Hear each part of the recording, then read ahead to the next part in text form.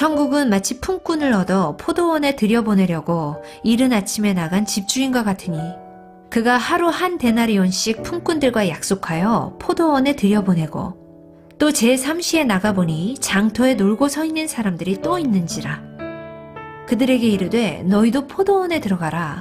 내가 너희에게 상당하게 주리라 하니 그들이 가고 제6시와 제9시에 또 나가 그와 같이 하고 제11시에도 나가보니 서 있는 사람들이 또 있는지라.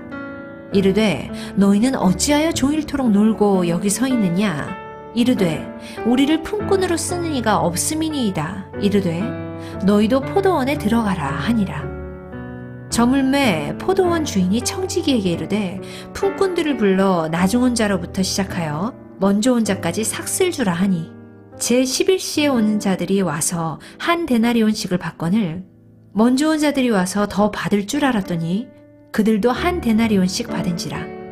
받은 후 집주인을 원망하여 이르되 나중 온 이 사람들은 1시간밖에 일하지 아니하였거늘 그들을 종일 수고하며 더위를 견딘 우리와 같게 하였나이다. 주인이 그 중에 한 사람에게 대답하여 이르되 친구여 내가 네게 잘못한 것이 없노라. 네가 나와 한 데나리온의 약속을 하지 아니하였느냐. 네 것이나 가지고 가라. 나중 온 이 사람에게 너와 같이 주는 것이 내 뜻이니라. 내 것을 가지고 내 뜻대로 할 것이 아니냐. 내가 선함으로 네가 악하게 보느냐? 이와 같이 나중된 자로서 먼저 되고 먼저 된 자로서 나중되리라. 아멘. 자, 여러분 오늘도 혹시 천국이 궁금하신 분들은 오늘 본문 말씀을 잘 들으시면 좋습니다. 그리고 내 신앙생활에 왜 이렇게 기쁨이 없고 감사가 없고 이렇게 원망과 불평들이 나를 어느 틈엔가 이렇게 사로잡았는가 하는 것들에 대해서도 오늘 말씀이 저 여러분에게 이야기하실 겁니다. 여러분 오늘 분명히 말씀 시작에 천국은 마치 이렇게 시작하거든요.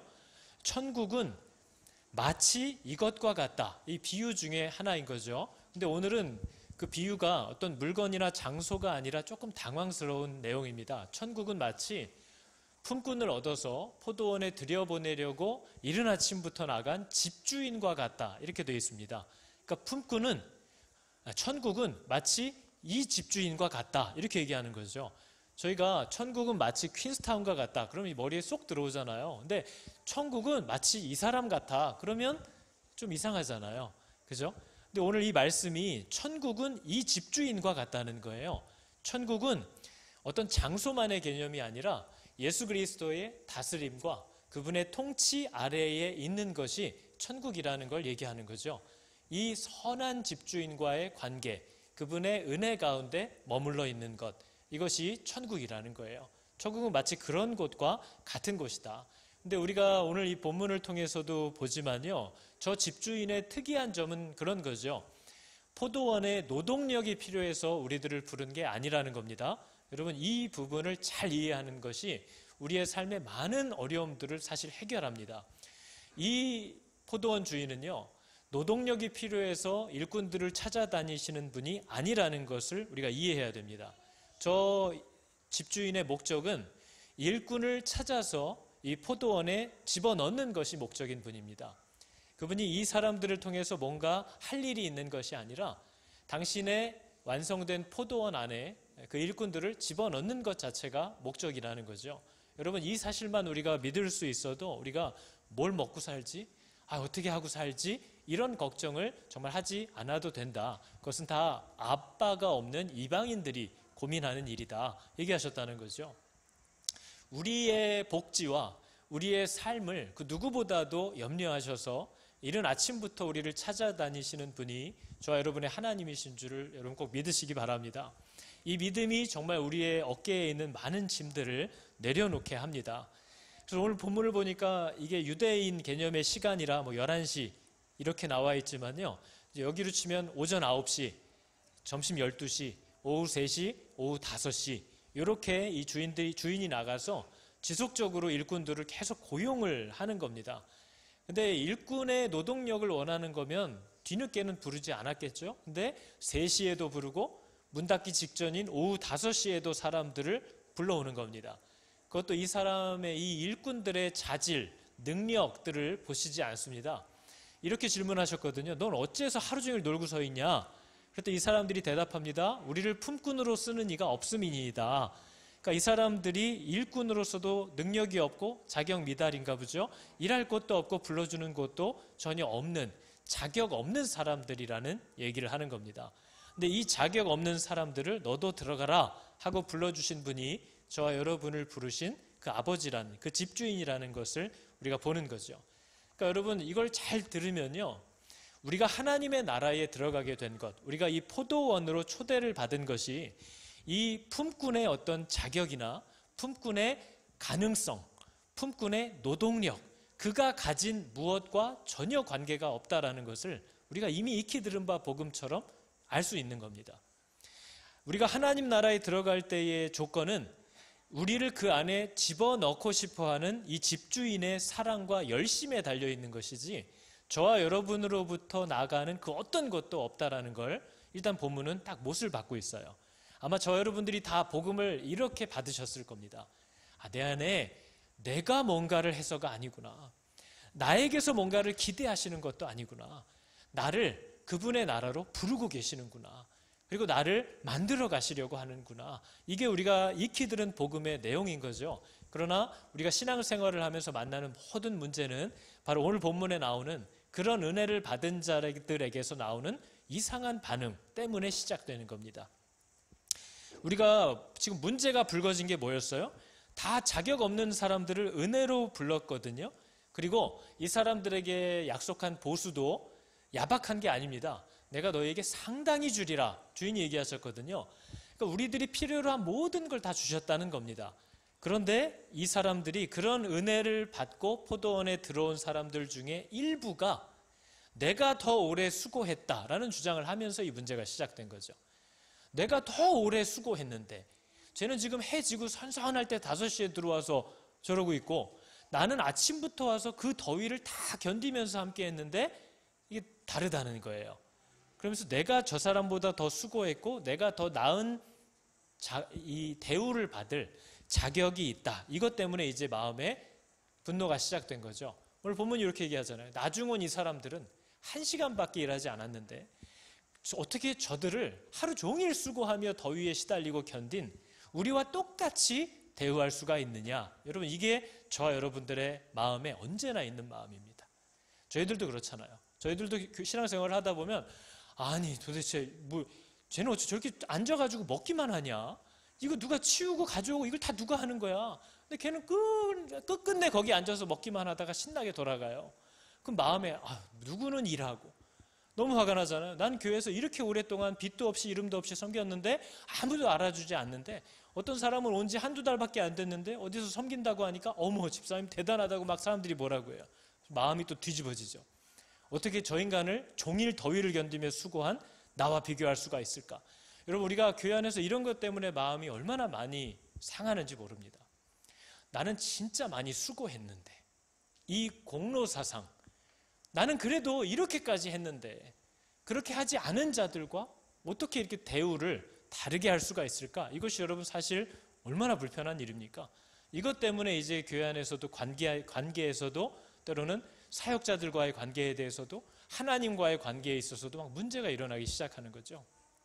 그래서 만약에 여러분 우리가 이런 논리를 가지고 누가 더 수고했느냐, 누가 더 대접받을 만하냐 이런 논리를 가지고 만약에 우리가 대우를 한다고 한다면 여러분 우리 교회에서 서운하실 분들이 꽤 많으실 거예요. 그죠? 난 애쓰고도 인정받지 못하는 일들이 있고 나는 이만큼 일했고 저 사람은 그냥 그 당일날 덜렁덜렁 놀러 왔는데 똑같은 대우를 받기도 하고 이런 것들 때문에 마음이 상하는 거죠. 근데 여러분 혹시 이런 논리라면 그래서 마음이 상하신 분들이 계시다면 적어도 제 앞에서는 입도 뻥끗하면 안 됩니다.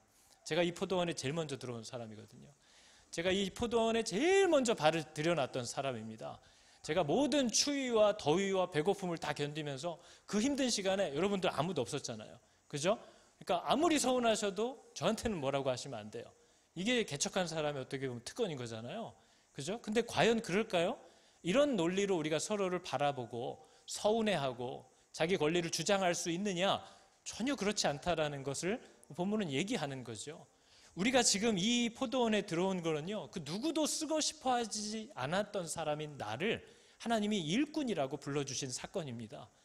그리고 내가 너에게 상당히 주리라 하신 보수를, 내 이 땅에서의 삶의 모든 필요를 하나님이 약속해 주겠다고 하신 너무나 큰 은혜의 사건이 우리가 하나님께 부름을 받은 이 일이에요.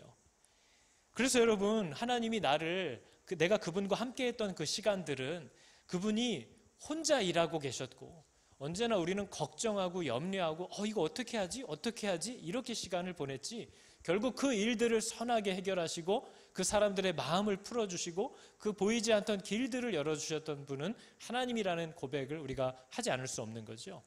그런데 그런 고백을 하면서도 하나님이 정말 나를 이뻐하셔서 그분이 친히 일하시는 자리에 나를 함께 있게 하시는구나, 이것으로 함께 감격하고 기뻐하는 것이 정말 이 은혜를 받은 사람들에게서 나오는 일이라고 할 수 있습니다.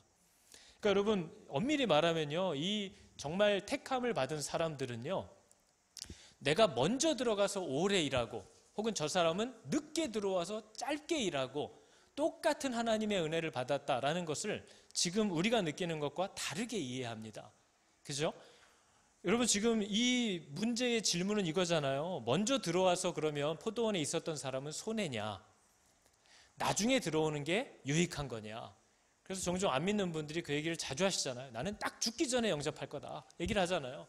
나는 내 맘대로 좀 이런 거 시달리지 않고 내가 하고 싶은 대로 좀 살다가 나중에 죽기 직전에 예수를 영접하겠다. 그럼 사람들이 참 기가 막힌 생각입니다, 이렇게 다 얘기를 하잖아요. 어쩜 그런 지혜가 나올 수가 있냐, 그죠? 근데 정말 예수를 안 사람들은 그걸 어떻게 이해할까요? 정말 하나님을 안 사람들은 내가 왜 조금이라도 빨리 이분을 몰랐을까? 내가 왜 조금이라도 더 빨리 이분과 함께 할 수 없었을까? 그게 마음에 아쉬운 거죠. 그죠? 포도원에 일찍부터 들어와서 내가 이 내 사랑하는 분과 이분이 행하시려고 하는 그 놀랍고 아름다운 일들을 내가 왜 좀 더 많이 누리지 못했을까? 그거를 아쉬워하게 되는 것이 정말 생명이 들어온 자들에게서 나오는 반응입니다. 그러니까 누가 더 이익인 거예요? 하루 종일 아무것도 안 하다가 5시에 막 급하게 들어와서 똑같은 보수를 받은 사람이 훨씬 득을 봤다라고 얘기하는 본문이 아닙니다. 이 사람들은 이미 더 오래 그 주인과 그 주인의 기뻐하는 일을 행하시는 것을 더 오래 누리면서 봤었던, 함께 할 수 있었던 그 누구도 누리지 못한 특권을 제일 많이 누린 사람들이 바로 이 사람들인 거죠. 그걸 기쁨으로 알고 그걸 영광으로 누리게 되는 일들이 이제 나타난다는 겁니다. 그래서 여러분, 우리가 마태복음 25장으로 가면 이 주인이 이런 칭찬을 하거든요. 잘하였도다 착하고 충성된 종아, 네가 작은 일에 충성하였으니 이제 좀 쉬어라. 이게 우리가 생각하는 거잖아요, 세상 논리로 하면. 네가 이제 이런 일들 열심히 했으니까 이제 좀 편하게 쉬어라, 이렇게 해야 되는데 뭐래요? 더 많은 것으로 너에게 맡기겠대요. 저게 왜 보상일까요? 우리가 이 논리대로 하면 정말 끔찍한 일인데, 그죠? 일 안 하고 일 적게 하고 보상을 받는 게 최고인데 왜 하나님은 이런 식으로 우리를 대할까? 우리가 이 비유를 보면서 늘 불편해하는 게 그겁니다. 그 논리대로라면 작은 일에 충성했고 잘했으면 이제 일을 줄여줘야죠. 근데 더 많은 것으로 너에게 맡길 거래요. 이유가 뭐예요? 네 주인의 즐거움에 참여하라는 겁니다. 하나님이 하나님의 그 기뻐하시고 아름다운 뜻들을 행할 때, 그 일을 하실 때 그 일들에 참여하게 되는 것. 하나님의 기쁨이 그 어디서도 받을 수 없는 나의 최고의 보상이 되는 것. 그 기쁨에 네가 참여하라는 겁니다. 여러분, 이것이 바로 먼저 부른 자들의 특권입니다. 그 더울 때부터 함께 했던 자들이 하나님께 내가 뭐라고 하나님, 이런 영광스러운 자리에 나를 함께, 그것도 오래 두셨습니까? 하고 감사해야 될 이유지. 우리가 이걸 보면서 쟤네들은 좋겠다, 일 하나도 안 하고 문 닫기 1시간 전에 예수를 믿었으니 얼마나 경사냐. 그거는 그리스도가 어떤 분인지를, 하늘을 향하여 눈이 열린 사람들이 세상을 어떻게 이해하기 시작하는지를 전혀 모르는 사람들에게서 나오는 논리라는 거죠. 그래서 여러분, 이 포도원, 이 집주인의 비유는 맨 먼저 부름을 받아서 들어간 사람들이 정말 더 많은 은혜를 받았다고 할 수 있는 내용인 겁니다. 더 많은 은혜를 받은 거죠. 그래서 오늘 본문에 계속 반복되는 게 이겁니다. 이와 같이 집주인이 걱정하는 내용입니다. 그리고 저건 예언과도 같아서 저런 일들이 실제 많을 거라는 거예요. 이와 같이 나중된 자들이 오히려 먼저 되고 먼저 된 자들이 오히려 나중될 거다, 이 얘기를 하시는 거죠. 저희 나중된 자가 누굴까요? 나중된 자는 문 닫기 직전에 들어온 사람들이잖아요. 문 닫기 직전에 들어온 사람들은요, 이게 은혜라는 걸 아는 사람들입니다.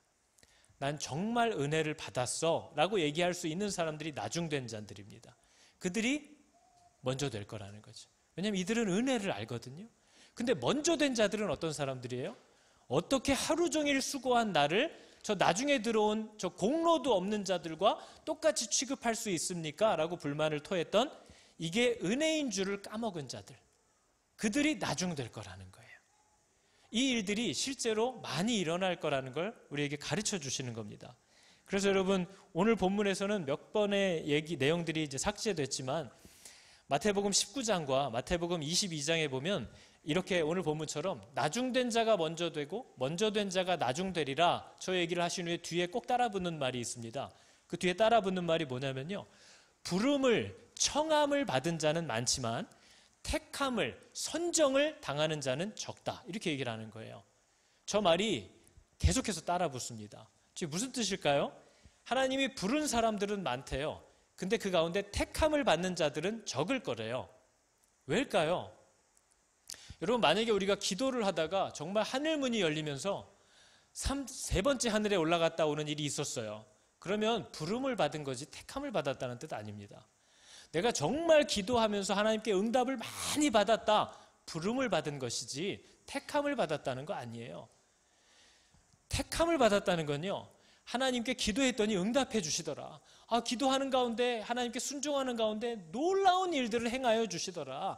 그 부름을 받은 사람이 그래서 이 모든 일들에 대하여 하나님께 감사하고 그분을 아주 사랑하게 되는 그 방향으로 흘러가느냐, 이게 은혜인 줄을 고백하기 시작하느냐, 그게 택함을 받았다는 증거라는 거예요. 근데 유대인들은요, 하나님의 많은 이미 부름과 말씀도 맡았고 선지자들의 예언도 늘 받았던, 부름을 어마어마하게 많이 받았던 사람들이 유대인들입니다. 근데 그들 가운데 그걸 감사로 여기는 사람은 없어요. 당연하다고 여기고 이방인들을 무시하고, 우리는 하나님의 아주 알짜배기 자녀들로서 그동안 하나님의 나라를 위해서 그 누구보다도 일했던 사람들이기 때문에 천국의 가장 좋은 자리는 우리들이 차지할 것이고, 하나님이 자꾸 요즘 이방인들에게 은혜를 주시려고 하는 게 내가 굉장히 고깝고 요즘 하나님한테 아주 못마땅하다 하는 자들이에요. 그들이 바로 먼저 된 자들인 거죠. 은혜인 줄을 잃어버리기 시작했다는 거예요. 그러니까 여러분들이 스스로에게 던져야 될 질문도 그겁니다. 여러분들은 이게 다 은혜라는 걸 알게 된, 정말 마지막에 염치 없이 들어온 나중된 자들이라고 스스로를 생각합니까? 아니면 나는 그래도 신앙생활 오래 하면서 하나님과 함께 했고 그래도 하나님 앞에서 내가 한 게 좀 있다라고 생각하는 먼저 된 자들입니까?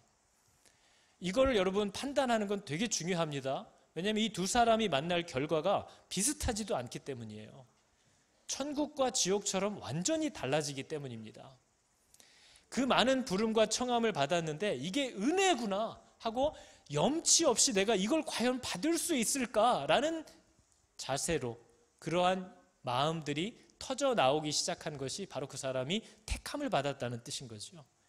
그러나 이런 많은 부름을 당하고도 이게 감사하고 은혜인 줄을 알지 못하는 사람들은 방향이 엉뚱한 곳으로 흘러가기 시작한다는 거예요. 그래서 여러분, 저와 여러분도 교회를 다니는데 어떻습니까, 여러분?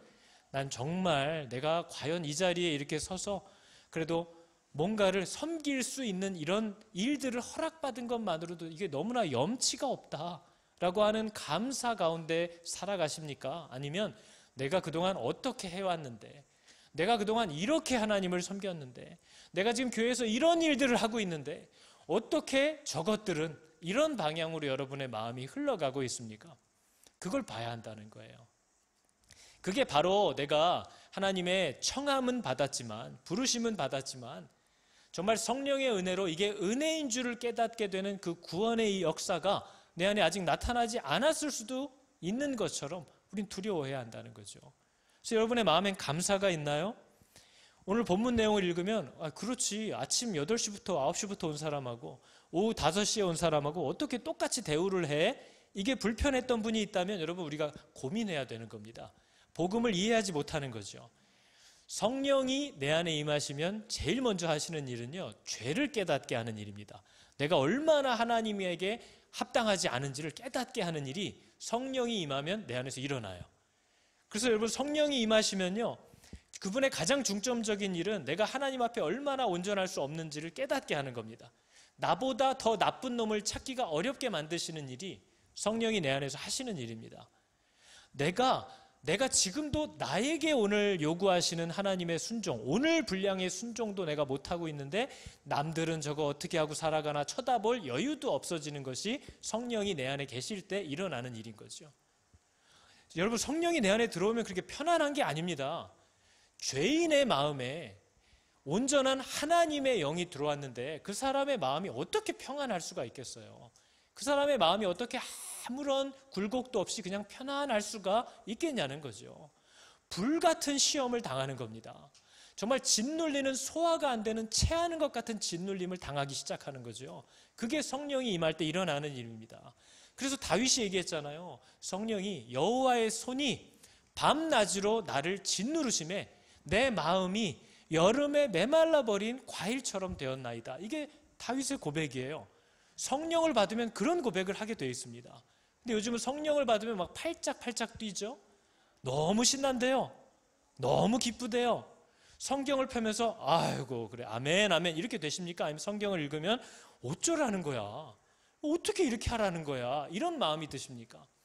모든 율법과 선지자들의 강령은 성령의 역할인 우리가 얼마나 하나님의 뜻대로 살지 못하는 자인지를 조명하는 역할이에요. 성경을 읽으면서 기쁠 수가 없죠. 언제나 어떻게 기도하고 성령이 내 안에 임하시면 막 저절로 마음에 흥분만 되겠어요? 얼마나 마음이 짓눌리겠습니까? 내가 합당치 못하구나. 이걸 발견하게 됐을 때 이 합당하지 못한 자에게 값없는 사랑을, 길을, 생명의 길을 열어주셨다고 하는 예수 그리스도의 복음이 너무나 기쁘게 받아들여지는 거죠. 이렇게 해결하시는 거야? 이것만 잡으면 되는 거야? 하는 정말 기쁨의 소식이 되는 겁니다. 그래서 자기의 죄를 깨달아 본 적이 없는 사람은 절대로 예수 그리스도가 날 위해 죽었다라는 그 소식이 기쁘게 들릴 수가 없는 거죠. 뭐하러 그렇게까지 하셨대? 근데 내가 뭐 그렇게까지 해달라고 했나? 이렇게까지 나가는 거죠. 자기가 어떤 상황에 있었는지를 깨닫지 못하는 거예요. 그래서 여러분 정말 저와 여러분들 가운데 나는 진짜 자격 없는데 말도 안 되는 은혜로 이렇게 부름을 받은 사람이다라는 나중된 자라는 마음이, 그 복된 사람이 정말 저와 여러분들 가운데 있다면 그것은 우리의 고백으로 확인하는 게 아닙니다. 다 은혜지요? 이런 우리의 고백으로 확인하는 게 아니고요. 진짜 염치 없는 은혜를 내가 받았다라고 생각하게 된 사람은요, 겸손해집니다. 그리고 감사하게 돼 있어요. 감지덕지라는 말을 이럴 때 쓰는 겁니다. 정말 하나님 앞에 너무 감사할 뿐이다. 그리고 내 형제 자매들 앞에 정말 염치가 없을 뿐이다. 이게 정말 그 은혜를 깨달은 자에게서 나아오는 열매입니다. 그러나 말은 아무리 그렇게 해도 은혜지요? 다 하나님이 하셨죠? 근데 뭐예요? 스스로가 먼저 된 자, 난 진짜 오래전부터 하나님 앞에 이런 기도의 재단을 쌓아오고 내가 하나님 앞에 순종하고 그동안 헌신했던 게 얼마고 이런 것들을 생각하는 자들은요, 언제나 그 사람에게서 입술은 무슨 얘기를 할지라도 비교하고 정죄하고 분노하고 하나님을 대하여서도 서운해하고 원망하기 시작하는 일들이 나타납니다. 감지덕지라는 말을 이제 잊어버린 거예요. 이제 더 이상 은혜가 아닌 거예요. 공로인 거예요. 내가 한 게 있는 거예요. 완전히 이 포도원에 입장할 때의 자격 조건을 상실해버린 거죠. 이제 뭐 자기가 들어온 줄 알아요? 자기가 이 포도원을 일구고 있는 줄로 알아요. 자기가 이 포도원에 없어서는 안 될 자라고 착각을 해요.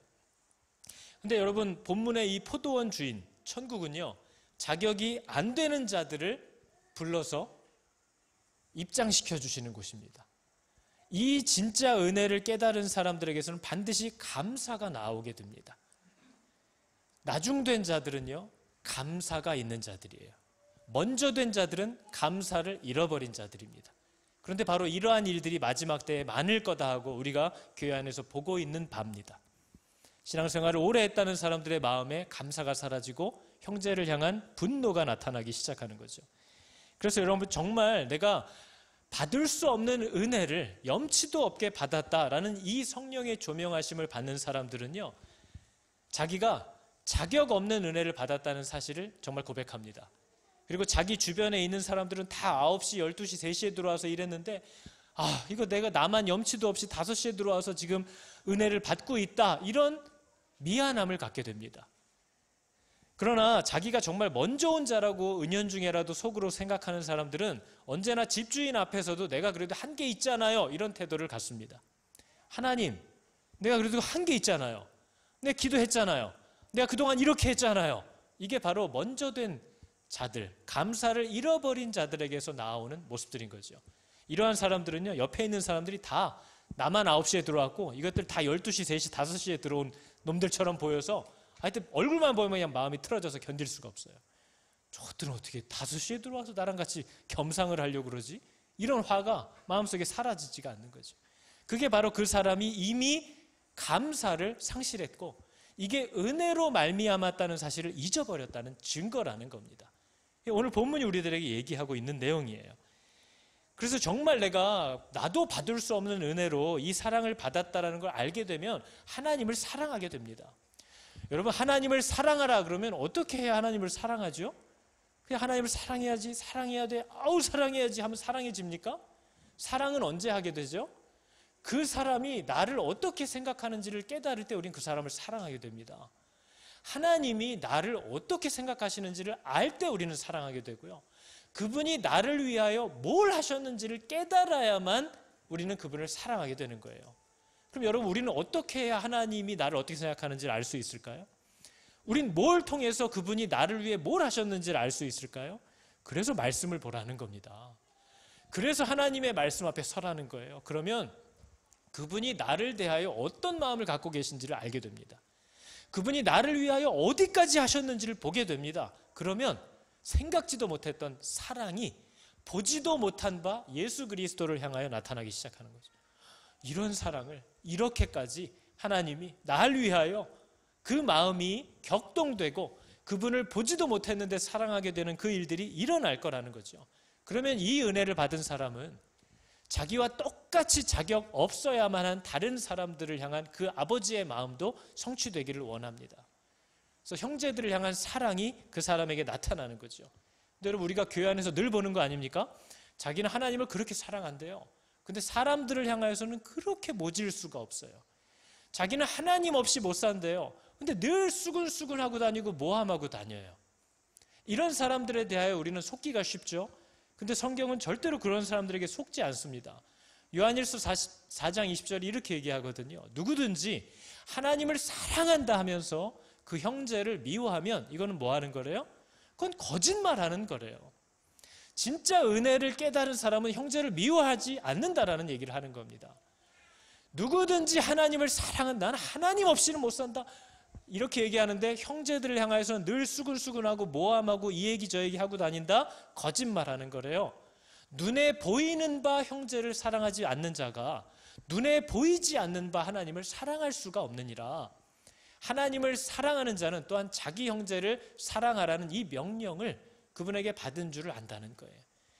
하나님에게 말할 수 없는 은혜를 염치 없이 받았다 하는 분들은요, 그분이 원하시는 것을 순종하고 싶어 한다는 겁니다. 그래서 거짓말하지 말라는 거죠. 그래서 여러분, 저희가 주변을 보면 저 5시에 들어온 놈, 이런 사람들이 한둘이 아니잖아요. 어떻게 저럴 수가 있을까? 5시에 들어와서 저러고 살고 있는 거예요. 근데 여러분, 우리가 기억해야 될 건 뭐예요? 5시에 들어온 저 사람도 집주인이 부른 사람이라는 사실을 여러분 꼭 기억하시기 바랍니다. 저와 여러분이 필요해서 부른 사람 아닙니다. 저도 어떤 사람에겐 전혀 필요 없는 사람이에요. 그러나 우리는 서로가 필요해서 부름을 받은 게 아닙니다. 우리를 필요로 하시는 분이 우리를 부른 거예요. 손가락은 팔 뒤꿈치가 필요 없을 수도 있어요. 근데 진우라는 주인에게는 둘 다 필요합니다. 그렇기 때문에 이 둘은 하나의 몸으로 연결되어 있는 거죠. 우리가 다른 사람을 대할 때에도 이것이 저 사람이 나의 필요를 위해서 창조되고 부름을 받은 게 아니라는 사실을 알아야 됩니다. 그 사람은 하나님의 영광과 하나님의 필요를 위해서 부름을 받은 사람이고 그 사람도 집주인이 부른 사람입니다. 절대로 서로를 함부로 대하지 않으시기를 여러분 부탁합니다. 그것이 바로 하나님을 대적하는 일이라고 성경은 경고합니다. 집주인이 부른 사람이에요. 그래서 집주인이 그 사람에게 뭐라고 합니까? 내가 가진가 내 것으로 선한 일을 행하는데 네가 나를 악하다 하느냐? 네 것이나 가지고 가라 얘기하는 거죠. 여러분, 저와 여러분 거나 가지고 가시기 바랍니다. 우리가 가야 할 길이 멉니다.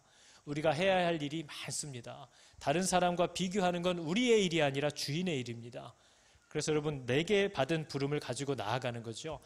교회 안에서 이런 공로의식이 사라지지 않습니다. 공로의식, 내가 한 것에 대한 대가와 인정을 받고 싶어하는 이 인간의 마음이 오늘날 모든 가정과 교회를 다 무너뜨립니다. 세상을 무너뜨리는 거죠. 그래서 하나님은 하나님께 드려지는 예배, 우리가 하나님이 우리에게 원하시는 게 뭔지를 깨달으면 이 공로의식을 벗어버릴 수 있습니다.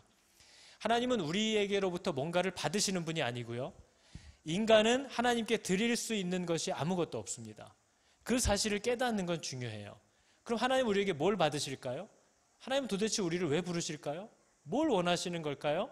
이것을 시편 51편이 이렇게 얘기를 합니다. 주님은 제사를 기뻐하시지 아니하신다. 사람이 뭔가 가져나와 드리는 걸 원하시는 게 아니라는 거예요. 만일 원하셨다면 내가 드렸을 것이라.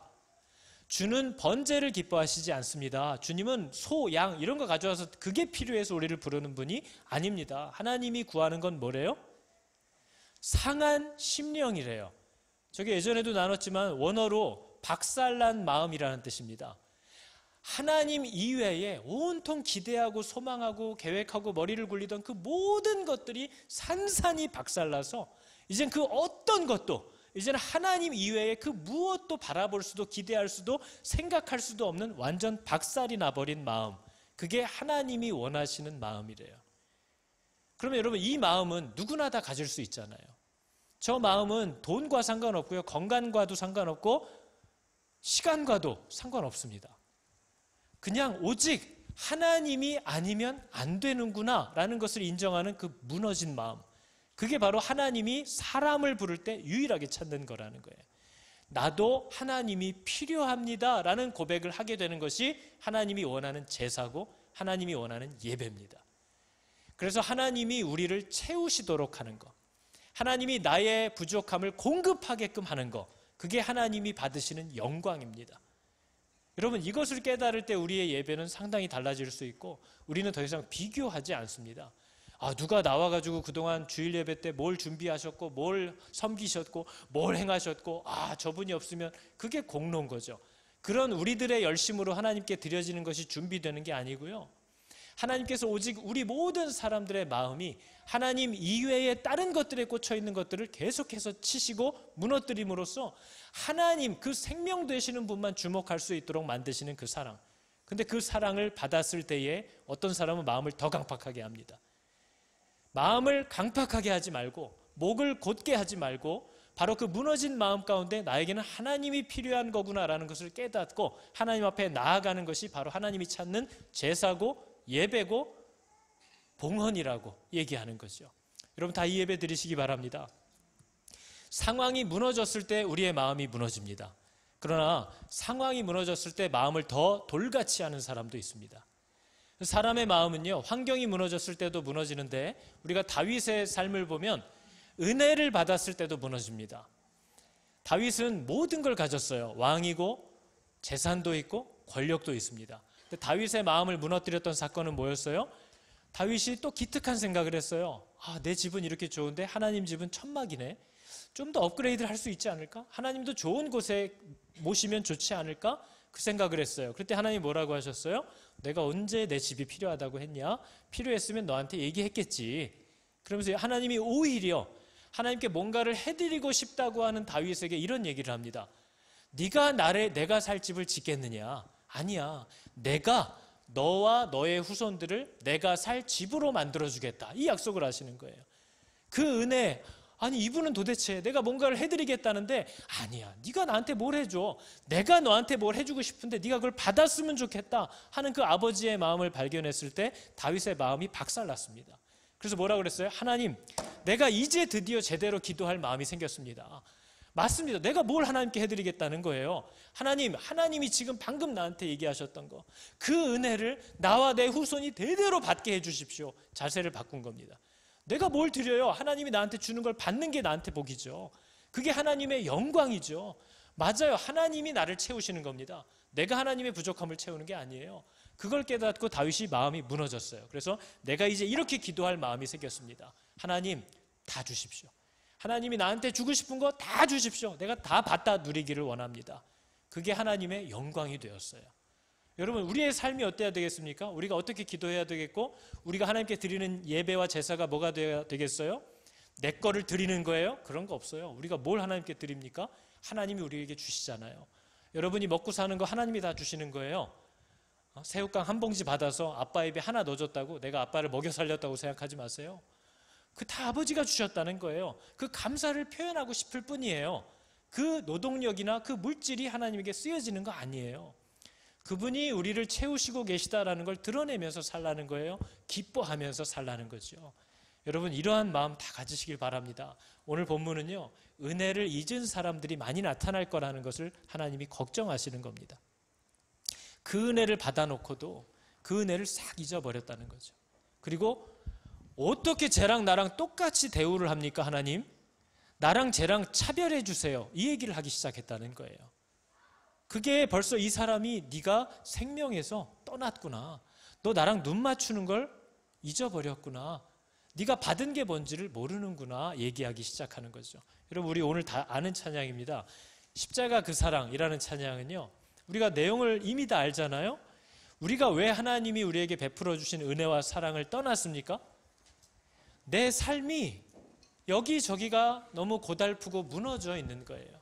내 삶이 이미 여기저기가 무너져 있어요. 그래서 주님을 떠나버렸죠. 그런 돌 같아진 내 마음을 어루만지시고 다시 일으켜 세우시는 그 주님, 그분이 처음 나를 부르셨을 때도, 은혜를 잊어버리고 실족했을 때도 늘 먼저 나를 찾아오고 부르고 받아주시는 분은 저분이지 우리가 아닙니다. 우리가 회개하고 돌아가는 적은 거의 없습니다. 늘 그분이 먼저 찾아왔습니다.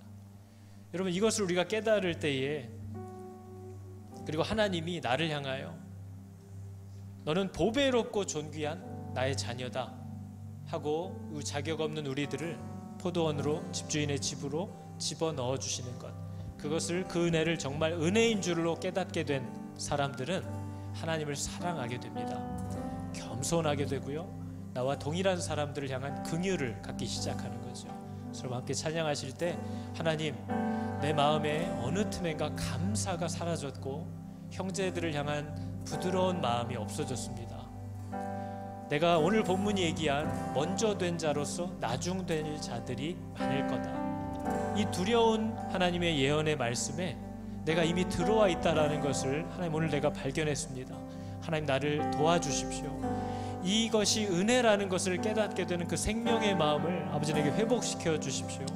같이 함께 찬양하고 기도하도록 하겠습니다. 십자가 그 사랑 멀리 떠났습니다.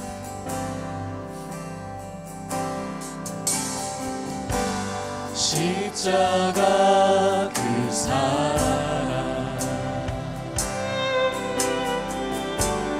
멀리 떠나서 무너진 나의 삶 속에 잊혀진 주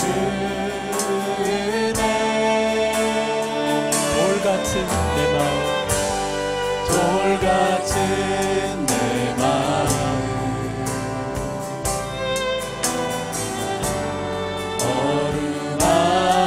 어루만지사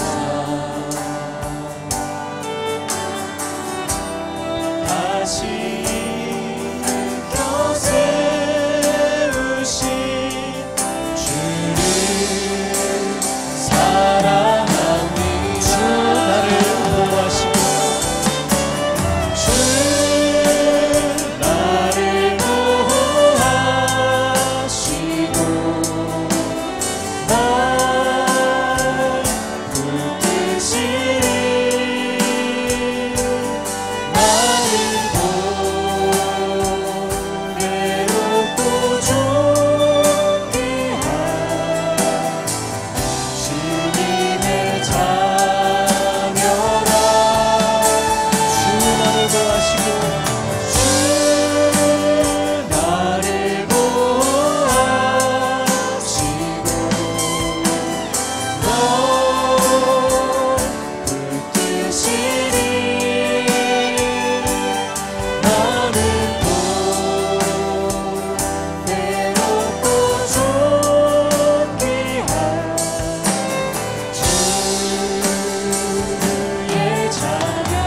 지난 일들을 기억하지 않고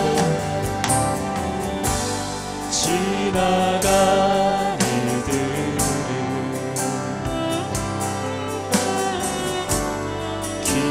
기억하지 않고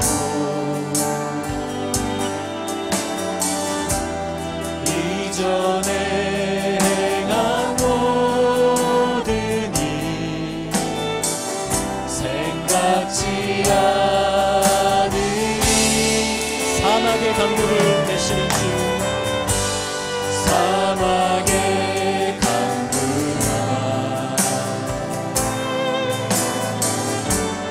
길을 내시는 주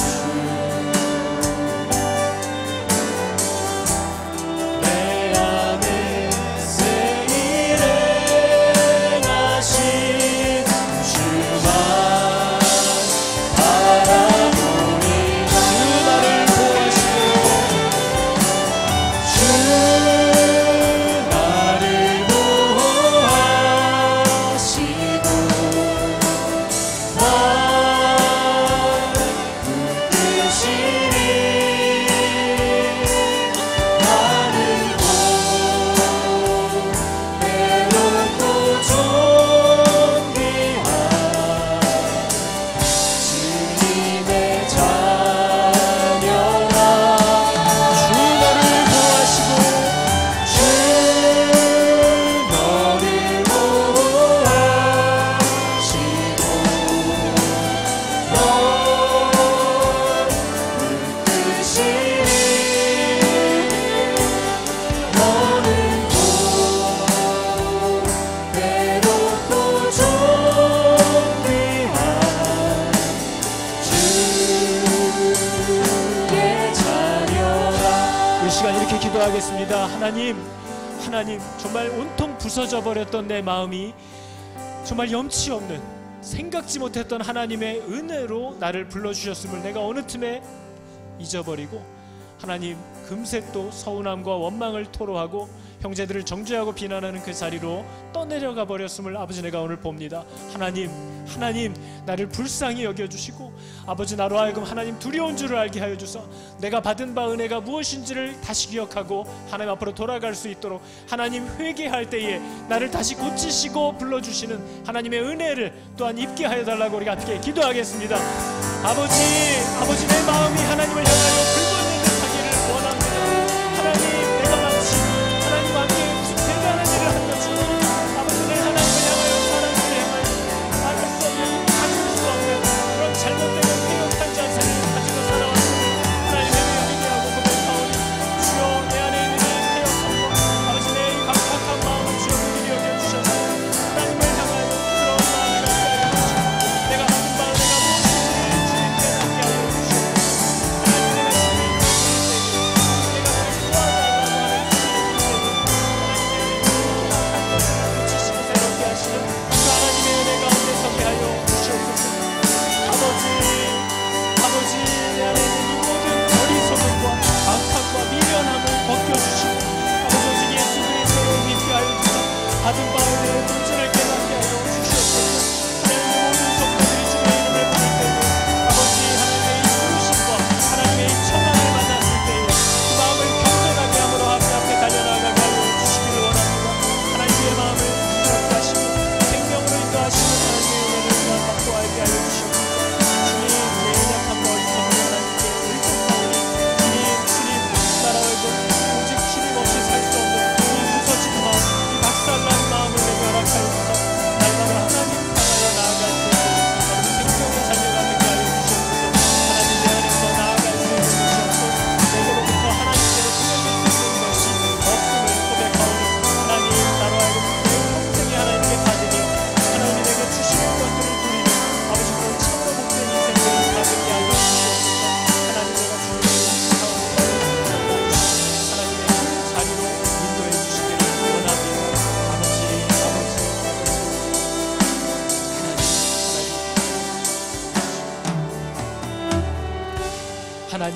하나님 내가 어쩌자고 그 놀라운 은혜를 받고 그 마음이 산산이 부서져서 주님 앞에 나아갔거늘 이 짧은 시간 동안 금세 마음이 돌같이 굳어지며 내가 무슨 은혜를 받았는지도 잊어먹기 시작하고 오히려 하나님과 사람들을 향하여 패역한 주인과 주인의 소유들을 해하고 다니는 그런 불의한 청지기가 하나님 되었음을 고백하고 회개하오니 주여 나를 살려주시옵소서.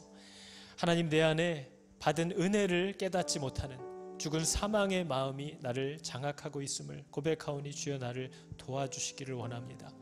아버지, 내 눈과 마음을 열어 하나님의 말씀이 성령의 조명하심으로 말미암아 내가 받은 바 그 은혜가 얼마나 염치 없고 얼마나 불가능한 은혜였는지를 날마다 기억하게 하여 주사 그 은혜 가운데 겸손히 감사로 이 땅에서의 남은 시간을 힘있게 달려갈 수 있는 충성된 종들이 다 되게 하여 주시옵소서.